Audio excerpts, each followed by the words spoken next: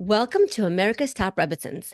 In the merit of this class, may Hashem watch over all the Jewish people and give enormous strength to the IDF soldiers, including Stephen ben Irina, Ta'ir ben Edna, Tal ben Nitza, and Tamar bat Yeoria.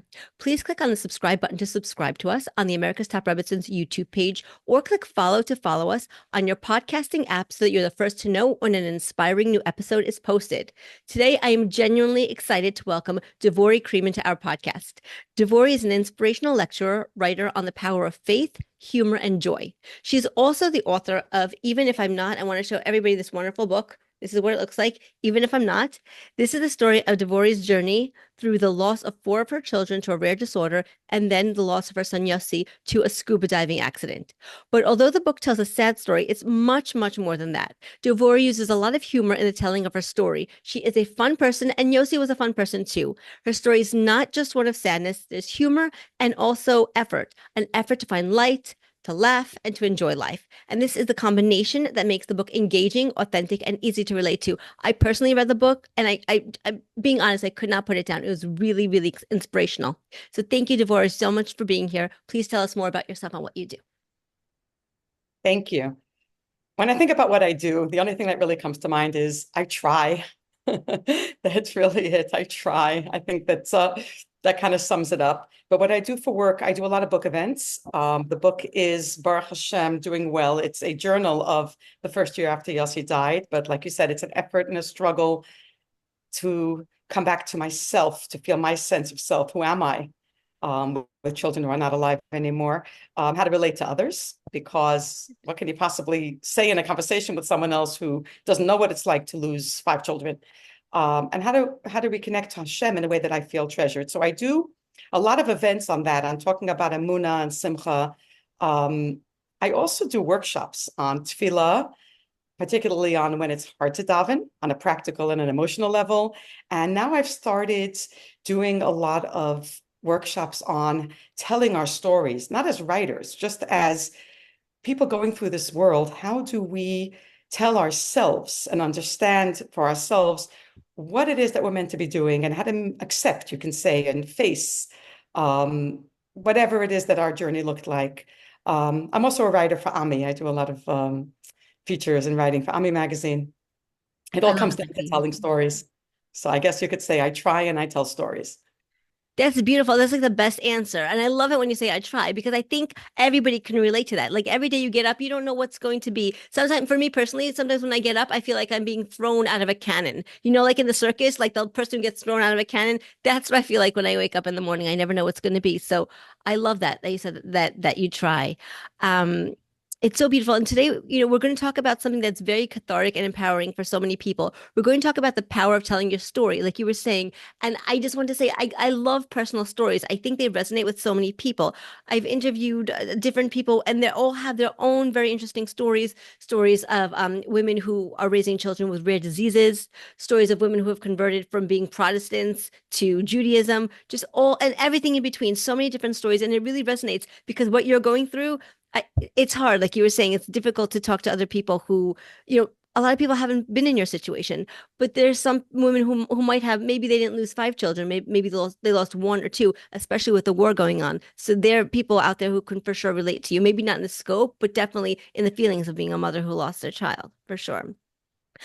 So each and every one of us has a story to tell, and I know that yours, because I've read it, is particularly moving and powerful. So although we aren't going to talk in depth about the details of the story, it would help our listeners to understand just a little bit about what you have experienced. So if you can please share your story, just an overview of your story in a nutshell, that would give us a great start. Okay. And the truth is, there is a common denominator, even though somebody didn't, let's say, lose the same thing. Here's the story in its essence. It's really about the sense that we have that life will go a certain way and then it doesn't. Right. And then many times, even when there's a really big challenge, we say, okay, I've had my big test. For me, it was that half of my children died. Over a period of 10 years, we lost 4 children. Basically, I had 3 healthy children first, 3 healthy kids in 3 years. So I figured when I was pregnant with baby number 4, there's going to be lots of kids. Here we go. But he wasn't well. To make a very long story short, the doctors didn't know right away what it was. It turned out to be a genetic disorder and a hereditary disorder due to a mutation that my husband and I share. Bottom line, over a period of 10 years, with a lot of medical research and a lot of drama, we lost four children. We did have one healthy child in the middle of all that also. So we had four healthy children, four sick children. And here's the part that I think many people relate to, because telling our story, it doesn't really necessarily make a difference what the details are, how many children someone lost, or if someone lost children. There's so many ways that the world can let us down. Yes. Different struggles with our own stuff, and mental illness is very big now, or addiction, or just difficult people in our lives, or financial pressures, or medical. I mean, there's no, yeah, 100%. there's so many. The bottom line is we have to, I think pretty much everybody at a certain point has to say, okay, this is not what I guess, signed up for. Although I will say that we did sign up for it on a Shama level. And that's really the deeper layer of this story. But bottom line is we come to a place where we say, okay, this is it. Now what? What am I going to do? And then when we already do that, because I kind of made peace with the four, I lost half my children, but I had four healthy children. Right. And when Yossi died after that, and he died in a tragic accident very suddenly, he was a chassan. He died 6 weeks before his wedding. And I had to come back to what I thought was the biggest and worst thing ever. I mean, was not, because something else happened. I lost a 23-year-old as opposed to losing, babies. And even that I learned is not the worst thing. We never know. We should never know what is the worst thing. But the bottom line is it's about finding ourselves. To kind of encapsulate it, I'll show you. I think about this sometimes as like the marker for me. I used to be a principal. And after Yossi died, it was very, very difficult for me to just do what I used to do. And I remember that the first time I drove carpool, it wasn't even going back to work to run the school. I was a principal of a junior high school when Yossi died. I was just driving carpool to school. I wasn't back at work. And the whole night before the carpool, I was so anxious. Normal function had become so frightening for me. And I was somebody who had really gotten a lot done normally. And I finally got that carpool together. And I remember when I was driving, I was terrified in the middle that maybe I forgot to put on shoes. I mean, I was so thrown by life suddenly. It was so difficult to navigate something I hadn't thought about. I mean, carpool was no big deal. And I finally pulled up in front of the school, and I'm looking up, and there's what used to be my office. And it's on Pico Boulevard for people who know Los Angeles, that big 770 building with the stained glass windows. And I used to, work there. And here, all I'm doing is carpool, and it's so difficult. I'm not even going into work. And the administrator of the school came over. He saw my van, and he came over to say hello, to ask us how we're doing. And then he said to me, "Do you miss the job?" It was a few weeks after Yossi died. And I looked at him and I said, "I miss the woman who was able to do that job." So Right. that's really the story of who are we after, somebody pulls the floor right out from us. And how do we come back to ourselves, to relate to other people, to Hashem? I love that because it's so true. It's so true. And maybe I want to ask you that if you're okay with sharing, like who did, because it's been a little bit of time since he died. Have you figured out, like, I don't want to say the new you know how we say the new normal after COVID, but like, have you come to terms with, what your life looks like now, and have you been okay? So okay is an interesting word. Yes, I think we're all, if we look at things from a bigger picture, which is really that we are really primarily neshamas. We're souls and bodies. We're here for a reason. Yes. And okayness is finding a way to remember that. And this all sounds very spiritual and up there. And I can't say that I walk around all day all spiritual and thinking about soul, but I do have that awareness. And it became very important to me not to be this miserable, bitter, angry, jealous, anxious wreck. Although there are many, many times when I am. Whenever any of my kids wants to do something, I'm terrified All because I right. lost a child in an accident. Yeah, I mean, my Totally kids, understandable. Yeah. yes, yes. Babies who are sleepy frighten me because my sick babies were sleepy. And anytime I see a baby who looks a little lethargic, panic. So I would say that it's ongoing, but I think that's a story for all of us. And it's very easy when you're going through trauma, which I don't know if anybody goes through life without getting banged up, but it's very easy to use it as an excuse, like to say, I can't do this because I was hurt. I've learned to be a little more honest with myself and to say, okay, maybe in the beginning, certain things were hard for me, but right now, it's not necessarily because my four babies died, well, not all that trauma of the hospital and all that, or because Yossi died that I'm not doing this. It may just be that I'm just lazy. So I've gotten better at being honest with myself and saying, okay, I'm lazy. Let's see now what. I got tired of pretending. I also think that when we go through a lot of pain, there we develop like just deep feeling, or I may have been born that way. Many times we're wired, and after a big loss, we tend to go back to the personality we were before. I want my grandchildren to have a warm, strong, happy connection with me. So that's important to me. So I think it's kind of like minute by minute. I don't think we cross a line and say, now I am strong, or now I am spiritual, or now I am happy. I think that it's choosing at two levels. First of all, to be honest about how we function and to make each moment count because life is so precious. And also not to lose awareness of the neshama level.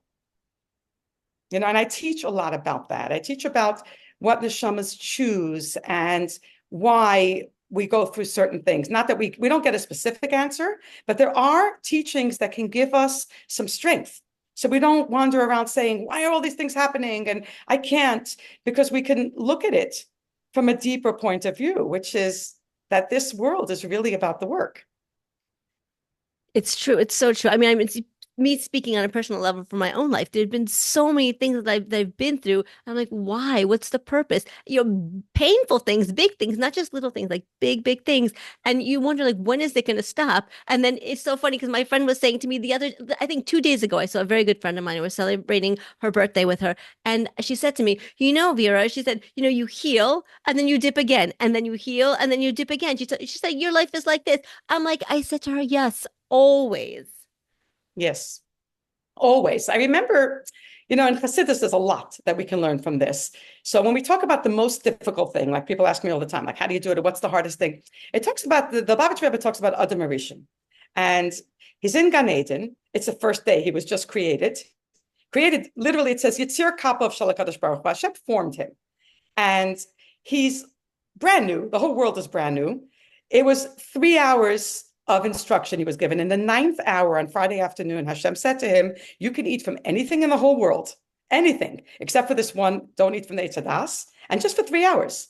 According to, it's different in Mefarshim on what the fruit was, but according to one explanation, it was grapes, and you're going to have it for Kiddush. And he heard it directly from Hashem. It wasn't like, you know, you could say, okay, I have a different opinion, or, you know, my Rav or a Hetzer. It was very clear. Hashem created him, Hashem told him, and it wasn't quite like he was hungry. I mean, there was so much there. So when you look at that, you say, how hard was that? I mean, really? You can eat from whatever you want. You're hearing it straight from Hashem, just 3 hours. I mean, we do fast days for, 24 hours. Why couldn't he? And yet he couldn't. And the Rebbe explains that when something is very, very important, then even if it's technically not that difficult, the Yetzer Hara knows how important it is. And the Yetzer Hara puts up a really big fight. And how do we know this was very important, that Adam not eat from it? Because it's thousands of years later and we're still paying for it. So obviously this was a biggie. And because it was a big deal, even though how hard was it really? The Yetzer Hara put up a fight. And the Baba Rebbe says that when we go through life, you have things and it's very individual, things that are very difficult. For some people, it's easy, let's say, to give away money or to be patient or whatever it is. And for other people, it's a really big struggle. Yes. I do a lot of talk about davening because davening tends to be, for many people, really difficult. But the bottom line is when something is so hard, many times that's our indicator because people say it's very nice that we have soul work, but how do I know? How do I know? So of course we have Torah, we have halacha, we know what we're supposed to do. We know how we're supposed to treat each other. I mean, we've got a guidebook with a million different, books and books and books on the books. I mean, there's no end to, how to behave, what to do, what not to do. So true. Yes. But in addition to that, there's the very personal deal, which is what is so difficult for me and what can I do to make that easier? And to make it easier, sometimes it's just a recognition of how important it is. Small steps. I mean, there's a lot of different things we can do, but the first step is to recognize that it's not that Hashem put us here and is hurting us. There is a reason for the struggle, and it's individual, and it matters. For sure, 100%. But like in the struggle when we're going through it, there's something that you said that just resonated with me, and I want to see if you could tell us a little bit more about putting the joy into the process of when you're going through something difficult, whatever difficulty people are facing, like you said, whether it's financial or difficult people, or in grieving. How can we find joy when we feel so depressed, when we feel like there's no way out, when we can't see the light at the end of the tunnel, like we're just so stuck in the muck, as I like to say? How can we infuse joy and light into that situation? So the first thing I would say is whenever it comes to a struggle with joy, the first thing really is that we have to make sure that there isn't something clinical or something bigger going on. Right. Because sometimes, and I noticed, I speak to many, many, many people who lost children, unfortunately, and I usually ask, what were you like before? Because if somebody's, really having trouble getting out of bed or fighting a lot with their husband many, many times, it's their default, it's their go-to. Because in general, when we're healthy, we may be hurting, but that point where, and I just want to say that because I think it's important to put the extreme, at least to mention, that if it's a level of, I really can't function, I don't want to live, there may be something more going on. Hashem created all these illnesses and difficulties, but Hashem also created therapies and medications and support. And it's important to know that and to recognize if there's a need for that. Putting that out of the way and assuming that somebody can function healthy, but they're just very wounded. They feel banged up. They feel despair. Or in my case, I just felt tired. I felt like I had picked myself up so many times. I mean, when the babies died, my husband and I remember that we had a very long discussion on the way home from the hospital. This was actually after our last baby was diagnosed. He was still alive. And we said, this is it. We're not going to have more children because it was a 25% chance for a sick child with every pregnancy, 75% chance for a healthy child. But when the child was sick, it was just so big. And we knew, I was very young and I knew. And we really said, we are not going to be this Nebuch family with, oh, those such sick kids or those those kids died. We had done 10 years of it. And we really made a decision, but we are, for the most part, healthy. We were in a lot of pain and it was very difficult.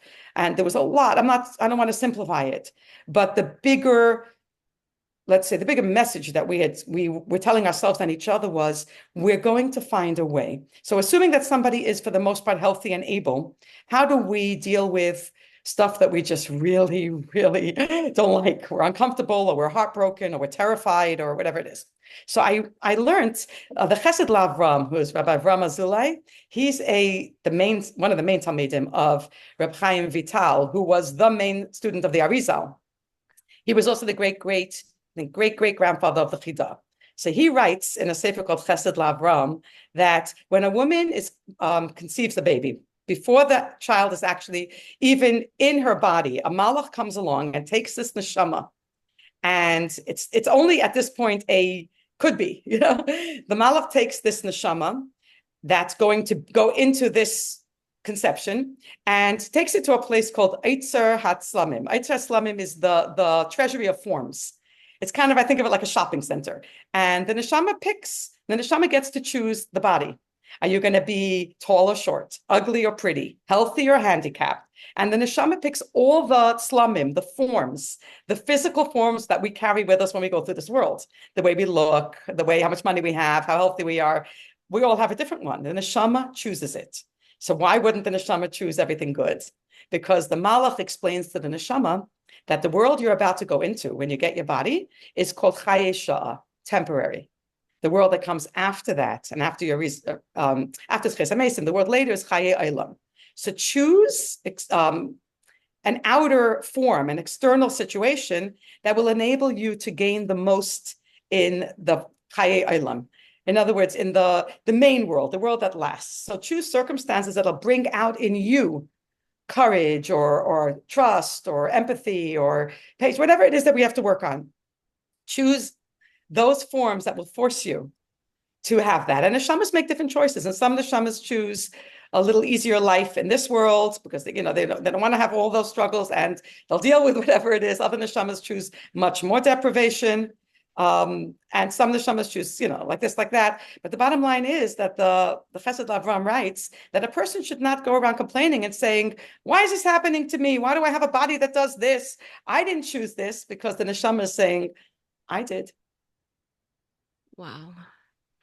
That is so profound and deep. I'm just letting it sink in for a minute because you're so right. You're so right. We look at this world like we're living in this world. It's very real to us. When we get hurt, when something bothers us, it really feels real. We feel the pain acutely, like it's a really big deal.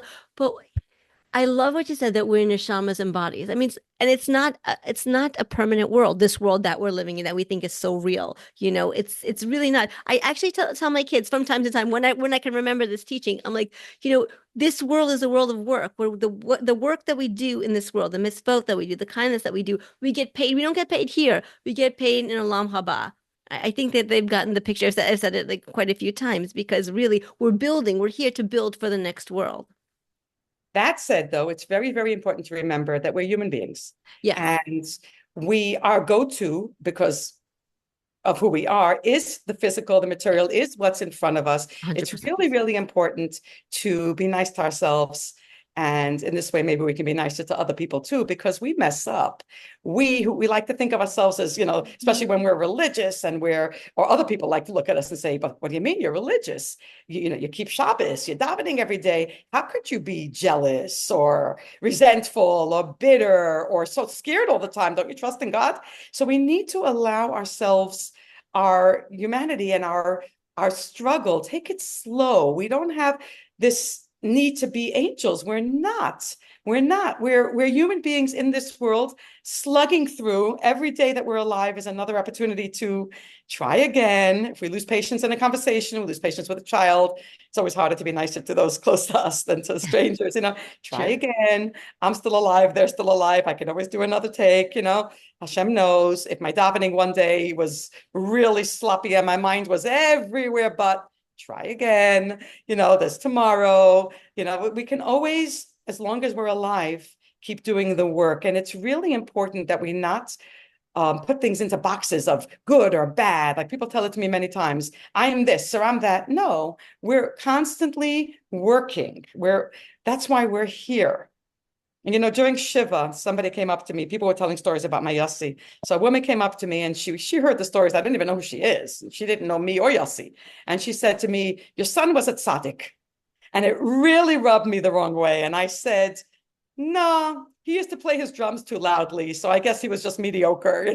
I was angry during Shiva and I was very, very sarcastic. But the truth is, I realized later, why was I so angry at her? And I realized she had this mentality of people are saying what a good learner he was, which he was, and what a special, everybody, was talking, and he was a good learner, and he was a sweet boy, and he was all those things.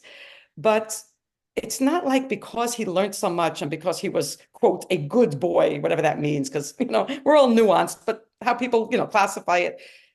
It's not that it's a bigger loss because of that. He's my son. This loss is a huge loss because I lost my perfectly imperfect Yossi. He didn't have to be this learner and this accomplished guy for me to love him. And I don't have to be that to deserve Hashem's love.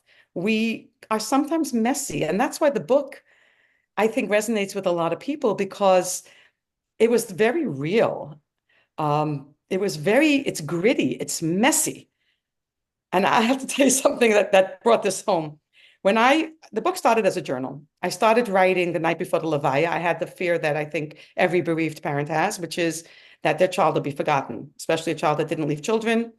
So I started to write down the night before we buried him. I started to write down every story I could think of. And I wrote through most of the night. At some point, I fell asleep on the computer and the computer fell to the floor. But I was writing, like frantically trying to capture my child. And then I just kept writing through Shiva. One of my sisters put a notebook in my hand and I was writing and writing. And I just kept writing. I wrote everything people said to me. I wrote everything I was thinking. I wrote everything I could remember. And then I put it away after a while. I journaled for about a year. It was interesting because I journaled when the babies were born too, and all through those years. And then I'd stopped. And I put it away. And then a few years later, I was speaking a lot. I was just talking about Emunah and Simcha, and people kept asking for a book. And I realized I had my journal, and I realized that all of that first year, when I was writing, if you would have asked me what I did that first year, I would have said nothing. I cried and I cried and I journaled. And Hashem was looking down at me and saying, you're writing a book. You don't know it. Because later, when I went back to it, it's very immediate. So I opened up this journal and I decided I'm going to write a book because so many people are asking for it. And I had thousands of pages, angry, raw pages as it was. I recorded it. And I signed up for a writing class because I wanted the writing to be quality. So I signed up for a writing class and I looked at the instructions, and the instructions were bring 4 pages of, your writing. So I brought the first 4 pages of the journal, which was the finding out that Yossi was in the water. He drowned, so that they were taking him from the water and we're going to the hospital. Even though my husband was already on the phone with Cheva Kadisha, I was really, I know it's very cliche, but in denial. I just said, like, hang up the phone so we don't hear that. And we're going to Yossi. If we come, I mean, mommy and Tati are here. He's going to, not going to ignore us. And we're running to the hospital. My heart is racing. And I'm thinking about the first time I heard Yossi's heartbeat. And it's very dramatic. And I had described that.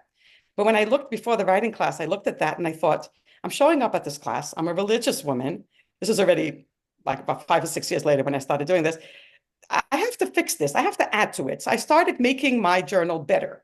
I didn't change what happened. I added in pieces. I started to explain about soul and about connection and about God being with us. And I started adding all these explanations. And I really worked hard on it. I'm kind of one of those, I wanted it right. So I Yes. come to the class. Yeah. And she asks me, to read, and I read my 4 pages that I had worked nights and nights and nights on it. And this writing teacher is an Indian woman. We actually became good friends afterwards. I stayed with her for years. But she tells me, she says, your writing is gorgeous. You're going to throw out half of it. And I'm looking at her like, what? Because the other women in the class thought it was gorgeous, perfect. And she says, I feel like there are 2 women here. There's one woman, I'm in the car with her. She's a mom. Her heart is pounding. She's thinking about her son. She's terrified. She kind of knows that it's over because she already heard, but she's not letting it. And she's frantic. And I'm so with her. And I'm really feeling this mother. And then there's another woman in the car preaching at me.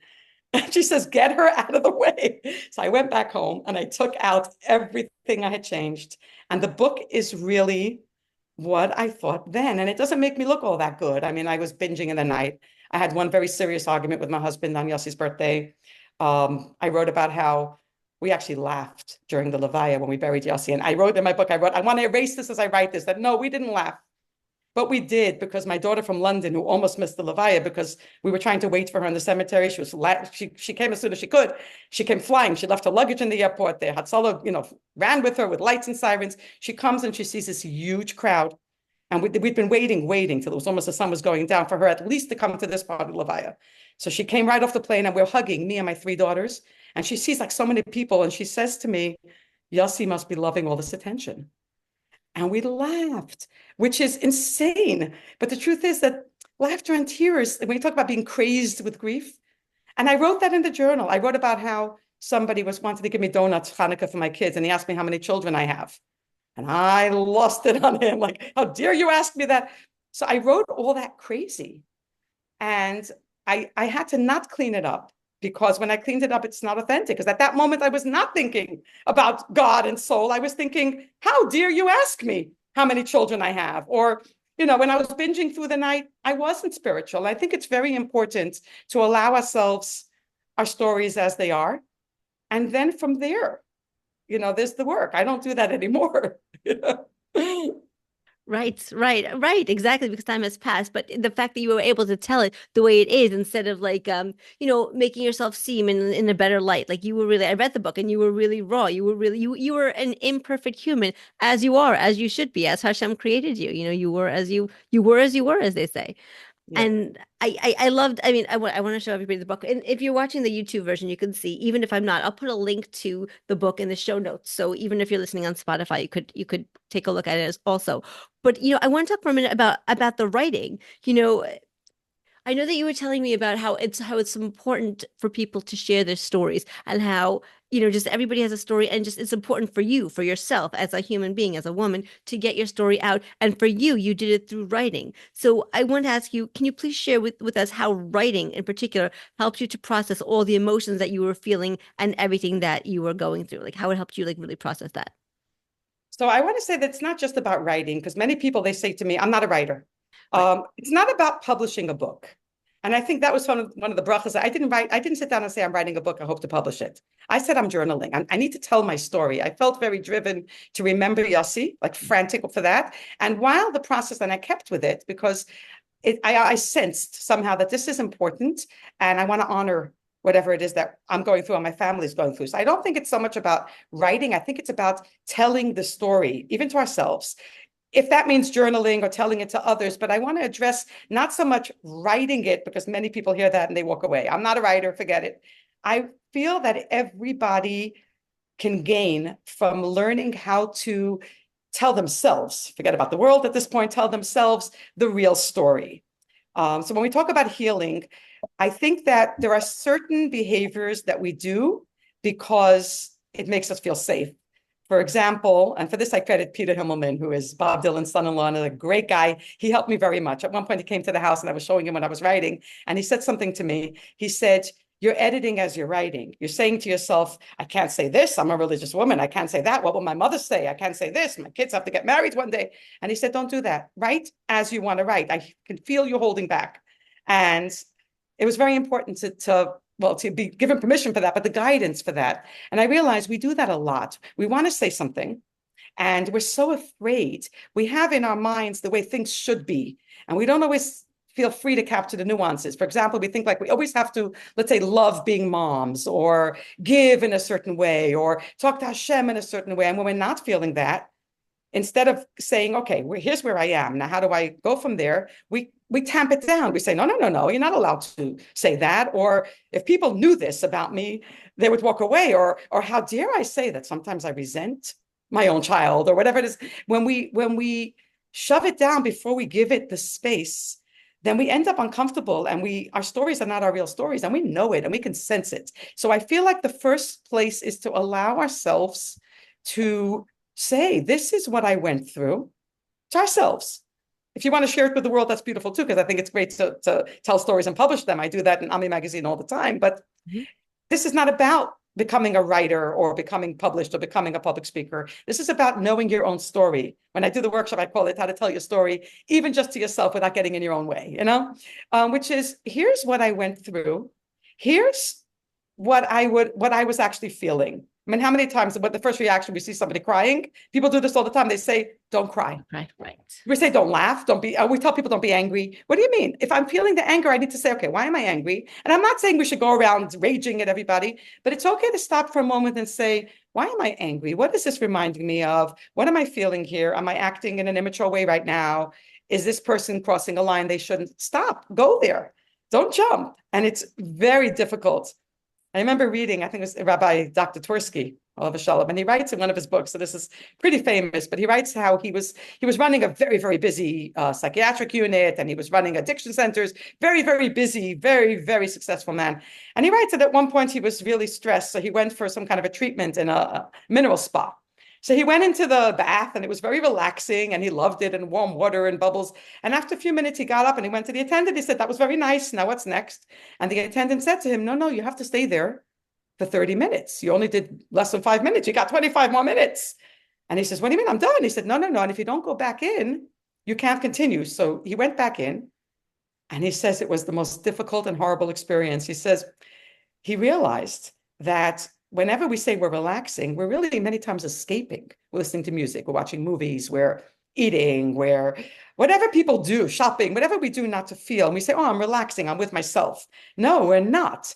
He was in that bath, just him and himself. Right. And no distractions. And he says it was such a difficult experience because he started to think like, it's just me with me. There's nothing, I have nothing to take my mind off me. And then he started to think, what kind of person am I? And I'm quoting him because he made this public. He says, maybe I'm not such a good person. Maybe I worry too much what other people think. Maybe I'm jealous of other people's success. And it was so uncomfortable. And after a few more minutes, he tried to get out again. And the attendant said to him, no, you got to stay. And he realized that we have that. It's very difficult to just quietly turn in and say, hey, what am I thinking? And go there for a moment and then work through it, because we spend a lot of time, and these days it's easier than ever to escape. I notice whenever people are waiting online, I do it too. The first thing we do, we jot our phone. Oh, what new video is there? What news thing is there? WhatsApp, what is there going on? We're running instead of stopping, and many times a feeling will come up. So when we talk about healing, I would say we need to allow ourselves to tell the story as it is. This is what happened in the past or what's happening now. Here is what I'm feeling. Maybe I'm not proud of that feeling, but at least let me name it first and then let me work with it. I'm being judgmental. I'm scared. And here I give talks about bitachon or simcha and I'm angry and that's okay. Let me start there. It's realness, not to be afraid. I love the way that you said that, because I really was resonating as you were speaking, because even myself in my own mind, sometimes I'll start to say something that's myself that's bothering me so I can really, try to work it out. Sometimes I find that I can't even say to myself in my own head what I'm thinking or feeling. Like I'm scared, like I'm holding myself back. Not that I don't know that, not that I don't have the knowledge, but like it's me in my head. Who's in there with me? Nobody's listening to me. Nobody knows. I can be by myself in my own house, and I still can't even say it to myself. And it's so frustrating because that's like that's preventing the healing. I can't get past that first step. Yeah. Yeah. So it's something important to work on. I do it kind of in a fun way because I workshop people, but the point is it's very, very healing to allow ourselves to be. And I'm not saying that I'm not excusing, inappropriate behavior. I'm not saying, oh, I'm hurting, so I get to, I guess hurt other people or, Right. make it all about me. And that's really a struggle too, because when we go through trauma, sometimes there's also a sense of entitlement, everybody owes me. But really, when we look around, I mean, who isn't? And I'm not, besides October 7th, just in general, there are Right. so many ways, unfortunately, that this world can knock us around. And it's so important to remember that we're all really fighting the same battle, which is to actualize the potential of our neshama, to find a way to say, if this is what I'm facing, or if this particular thing is hard for me, that's my job here. And we don't have to do it all marvelously, and we don't have to, become angelic. We just have to make the effort. And we have to recognize that it's hard. It is. It's hard. I remember reading, there was it says in the Gemara, Rabbi Shua ben Levi, and I always loved this, that he was very, very sick. And at some point it says that he like went to Shemayim. And then he came back. And his father asked him, what did you see up there? And he said, Olam hapachu. It's an upside down world. What's up here is actually down there. What's down there is up there. And we kind of know this intellectually, but I'll tell you when it actually came home. It really hit me. I was saying how I thought when the four kids died that was the worst thing, and then Yossi died. So surely the worst thing is to lose a 23-year-old son suddenly like that. Well, guess what? It isn't. I write for Ami magazine, and I do these different interviews, and I interviewed the Nutras. Omer Nutra is one of the hostages. He was 21 when he was taken. He's a American citizen, and he was a lone soldier who he went to Eretz Yisrael. He wanted to do his part.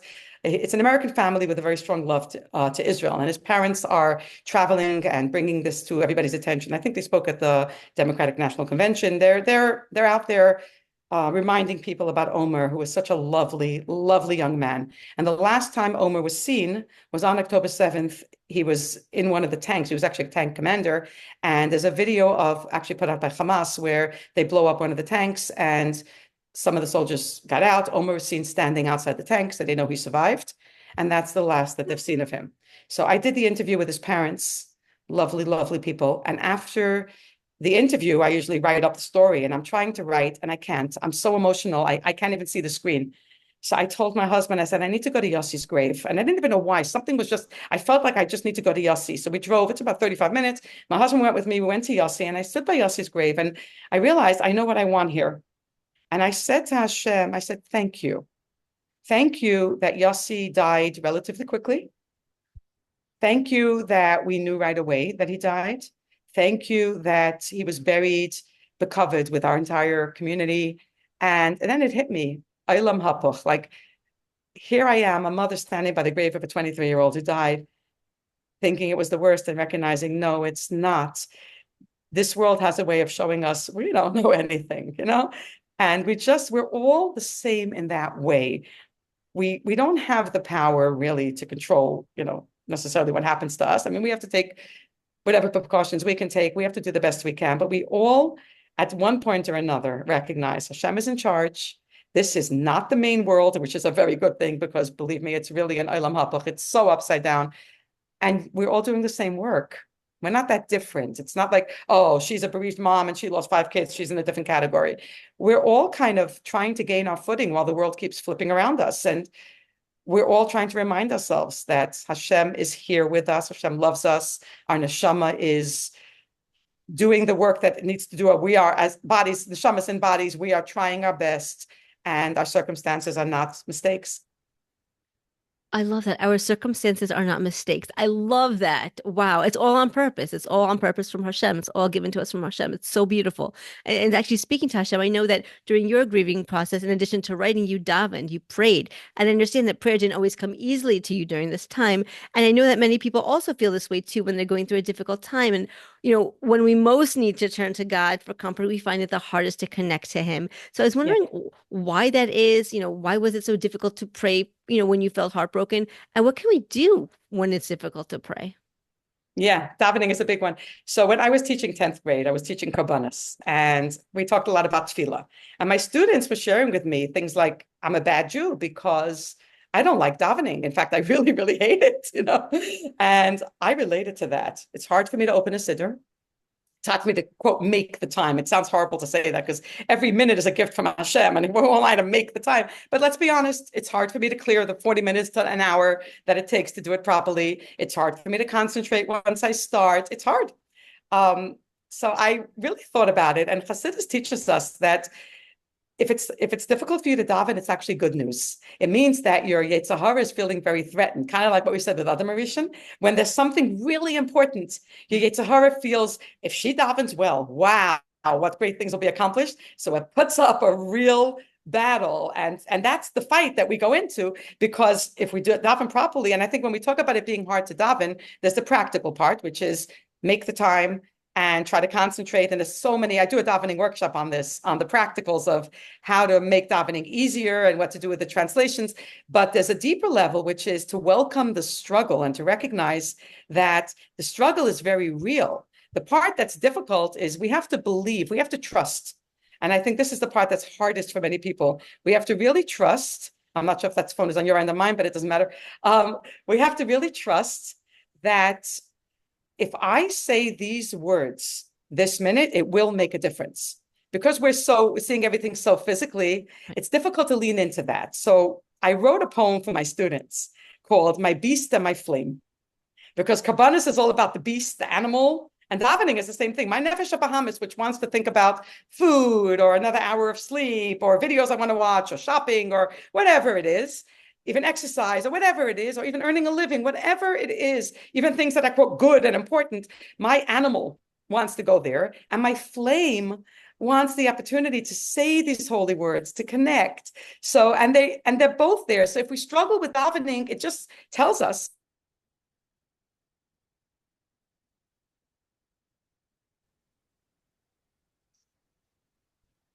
So I wrote this poem for my 10th graders Yes. called My Beast and My Flame.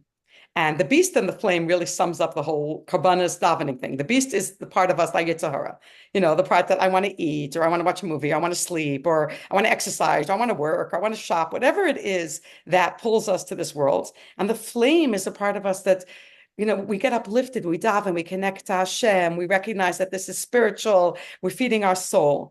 And if we struggle to daven, it is good news, because it means that our Yetzer Hara senses, kind of like we said with Adam Arishan, our Yetzer Hara senses, wow, if she davens, this is going to be so powerful. And it puts up a really big fight.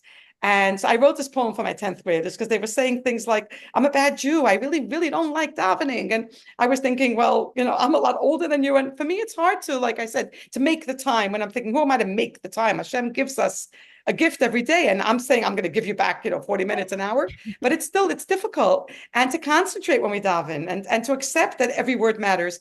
So when we recognize that that is a good sign, it means that our Yetzer Hara feels threatened. And so our beast and our flame are warring. That's why davening is compared to Karbanis. I mean, really, what's the connection between these beautiful, beautiful words, these holy words, and an animal being slaughtered? But it is because it's our animal part of us, our very physical being, that is conflicting with or fighting with the flame part of us. So I did it like in a funny way. I described my thoughts going from, really the beautiful words back to my own, very normal urges, and then back again. And it was a very good way for me to sum up when I want to daven, but I also want to sleep in, or whatever it is, this beast and flame, the two parts, and to recognize that you're not a bad Jew if you struggle to daven. This is really the way that it was set up, the two warring kings inside of us, the beast and the flame, the nefesh Abrahamis, and then the part of us that's so spiritual and gets so uplifted. We are both of those things. And davening is where very often it comes out, which is why davening is this whole story of karbanos and mizbeach and kedusha. There are also a lot of practical things, and I do that in a workshop about how to really look at the words and get to the depth of it, and different techniques that we can use to help ourselves to do a better job at it. And then, of course, it comes back again, like everything else, to connecting to our neshama and recognizing that, yes, everything we do makes a difference. If I say these words today, even though I said them yesterday, or even if I never said them before, either way, if I say this now, it matters. Everything matters. The challenge of this is that spirituality is not something we can see or touch. This world as we experience it is a physical world. And that's why it's so, so important to know and to learn about neshama, about the bigger reason we're here and who we really are.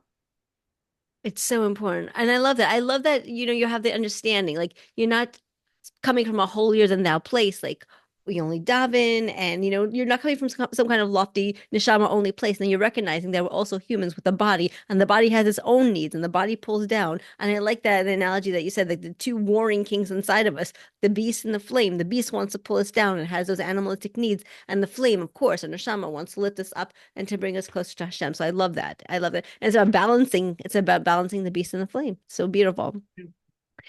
So I want to give our listeners one last word of hizuk, one last word of strength. So because like you said, our world is so upside down and people are suffering and they're experiencing so much hurt and grief and loss for a variety of reasons. So what words of wisdom can you share to encourage people so that they have the strength to move forward and not to give up?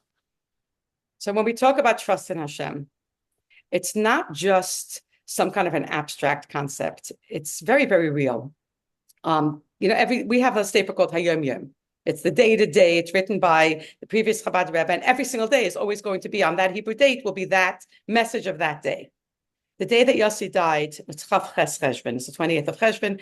That morning, I was in school, and we would daven the entire school together. And before davening, I would explain the Hayom Yom. So if you look it up on the 28th of Cheshvan, the Hayom Yom is Hashgacha Pratis, that there's divine providence in every single detail, which means that a blade of grass doesn't move in the wind unless that was part of the plan from when the world was created. And the Rebbe says, if this is true for that, it is true for every creature, the movement of every creature, the movement of every human being. There's no such thing as an accident. And I always say, if you would have stopped me that day, right outside that room, and said, what you just taught now, it's true. Of course, Hashgacha Pratis, no such thing as an accident. Right. And a few hours later, we have Yossi who died in an accident, and there's no such thing as an accident. So it's very much about it being real. But I would say also the flip side of that is that when things happen, Hashem provides everything we need. And I know that when people think, yeah, but the Holocaust, yes, but October 7th, there are neshamas that are in this world on a very, very high and different journey. And sometimes it involves tremendous suffering and we don't get the answers. But I do know this, I know from my own experience, and I can only speak to that. Everything that I've needed at every step of the way has come. And the book is called Even If I'm Not. And I'll tell you why. Yossi was a very funny kind of a kid. He loved to play with words. He had many of these things. The book is full of like his funny things that he would say. So one day when he was a little kid, he was in the kitchen and I was rushing. I had to get to school. I'm the principal. I can't come late. And I'm rushing to get the kids out the door. And I said to him, there's bagels on the counter if you're hungry. And he said to me, even if I'm not. And I said, what? And he said, well, you said there's bagels on the counter if I'm hungry. The bagels are not on the counter if I'm hungry. They're on the counter anyway. They're on the counter even if I'm not hungry. And that became one of Yossi's things because we say that all the time. I remember I went shopping after Yossi died and the salesperson said, hi, my name is Anna if you need anything. And I'm thinking, no, your name is not Anna if I need anything. Your name is Anna even if I don't need anything. Even if I'm not means it's there anyway. And it came to me, there was one, the first Shabbos that I actually cooked. I stopped being this poor me, everybody has to take care of me. And I actually cooked for my family and stayed home. Because in the beginning, I was like just showing up at my friend's house. Like my son died, feed me, that kind of thing. So at one point I got a little healthier and that was that first Shabbos. And I remember thinking that my sister was there and I had that support. And I'm thinking, it's there. It's all there. Like I need wisdom and answers about neshamas and about Hashem. All I have to do is open the books. It's there. I need connection to other people who went through loss. And It doesn't have to be someone who lost 5 children. It's any one of us who is struggling to get through whatever difficulties and surprises this world is throwing at us. Sometimes even within ourselves, sometimes we're born with difficulty within us. We have to fight ourselves as opposed to something that happens to us on the outside. I need to reach out for comfort to other people. And I need to find the strength within myself that I can still be productive and happy and a mensch. And I remember thinking, it's all there in the books, in my friends, in my own resources, the wisdom, the comfort, the strength. It's ready, it's waiting, even if I'm not. Wow. That is really powerful. I love that. And when I first saw the book, even if I'm not, I'm like, what? What does that mean? And then I read it, and the story that you just explained was in there, and I just feel like that's so smart. Even if I'm not, it's there. Even if Yeah. I'm not, even if I don't need it, it's always there because Hashem put it there. And I love that. It's so beautiful. So beautiful. So thank you. Thank you so much, Devorie, for joining us in America's Top Rebbitzins. And in the merit of this class, may Hashem watch over all the Jewish people and give enormous strength to the IDF soldiers, including Stephen ben Yarina, Ta'ir ben Edna, Tal ben Nitza, and Tamar bat Uriah. Thank you so much. Thank you.